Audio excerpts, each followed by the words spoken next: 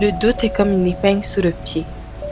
Plus on doute, plus l'épingle entre profondément et nous blesse. Nos réactions et sentiments deviennent influencés par ce doute jusqu'à ce qu'on décide d'en prendre conscience, parce que la vérité écrase le doute. Vous est-il déjà arrivé d'être dans une situation, que ce soit dans l'écriture ou dans un autre domaine de votre vie, où vous vous êtes senti incapable, pas suffisant, pas assez intelligent, pas assez rapide, pas assez ci, trop ça? Avez-vous déjà douté de vos capacités dans un domaine à cause de la réaction des autres face à vos habiletés? Je pense qu'en tant qu'auteur, qu'en tant qu'artiste, et même dans peu importe quel autre domaine on se trouve, il est facile de douter de soi-même. Cependant, je vais vous parler de mon point de vue d'auteur et d'artiste face à ce sentiment. La vérité est que lorsqu'on décide de dévoiler notre art au monde, il est inévitable de recevoir des réactions différentes face à cet art, à cause que personne n'interprète les choses de manière identique. Puis la plupart du temps, les réactions de ces gens extérieurs est ce qui va catégoriser votre œuvre comme une bonne ou une mauvaise œuvre. Bien, c'est souvent le sentiment qu'on a, je le crée bien en tant qu'artiste. Mais la vérité est que je crois sincèrement qu'il n'existe pas quelque chose comme une mauvaise ou une bonne œuvre, à cause qu'exactement, tout le monde interprète les choses de façon différente. Mon livre préféré est le livre le plus détesté de quelqu'un. Il est facile qu'après avoir mis son œuvre sous la lumière du jour, de soudainement ressentir un doute. Est-ce que mon histoire est assez bonne? Est-ce que j'aurais dû changer ma couverture? Le résumé? On dit là l'histoire au complet? Mais si nous ne croyons pas en nous, qui le fera? Si nous ne croyons pas en nos capacités de réussir, peu importera qui nous épaule, cela ne fera pas de différence. Car nous-mêmes n'acceptons pas cela comme notre réalité. Une épine sous le pied, ça blesse. Alors qu'est-ce qu'on fait? On la retire. La même chose en bas avec le doute. Malgré que je suis une personne confiante, parfois, le doute vient sonner à ma porte. Je ne réponds pas, alors il commence à cogner plus fort. Quand ça arrive, je le chasse, ou je demande à quelqu'un de m'aider à le chasser. La réalité, je vous dirais, est que je suis extrêmement contente d'avoir sorti mon livre. Mais l'envie de célébrer n'est jamais passée dans ma tête. Pourquoi? Les gens autour de moi semblent même plus excités que moi-même, ce que je trouve quand même assez intéressant et amusant.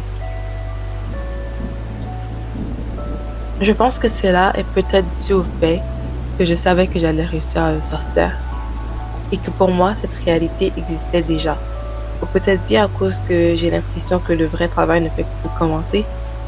Enfin bref.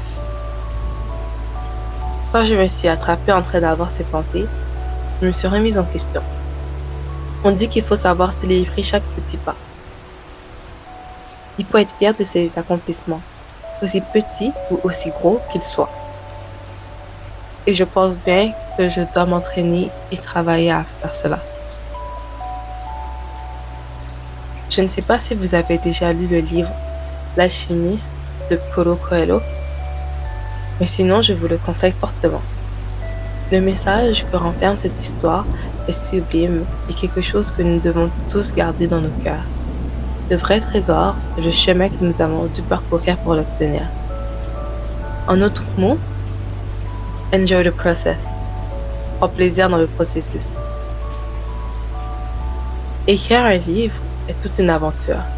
Il y a tant de choses à prendre en considération et la fin ne semble ne jamais réellement arriver. Et c'est ce que je trouve assez plaisant. J'aime écrire. J'aime énormément l'écriture. Je ne vois pas ma vie sans l'écriture. Les mots me permettent de découvrir mes émotions refoulées et dévoiler mes histoires cachées.